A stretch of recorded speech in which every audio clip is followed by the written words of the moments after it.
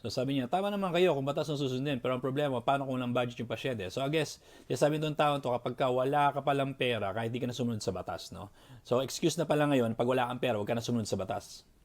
So, utak slap soil to.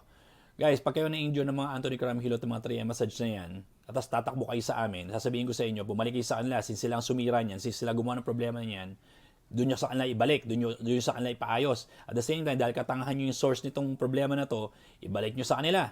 Sila nakadisgaya sa inyo, ibalik nyo, ipaayos nyo. Huwag kayong pupunta sa mga totoong manggagamot, huwag kayong pupunta sa mga lisensyadong manggagamot, gaya namin, na kami mapapaayusin nyo ng kasalanan ginawa ng iba, ng problema ginawa ng iba, ha? Kasi sabi nyo, mura doon. Pagdating nyo doon, sabi nyo, ay, hindi pala mura, Doc. 5,000 per session pala. Nasa 3,500 per session pala si 3M, Doc. So, malalaman nyo ngayon, pagpunta nyo doon, na hindi pala kayo maayos, lalo kayo madidisgrasya, tapos pupunta kayo sa amin, sasabihin nyo, magreklamo kayo, mahal pala dito, may mga consultation pa. Well, nagpadisgrasya kayo doon.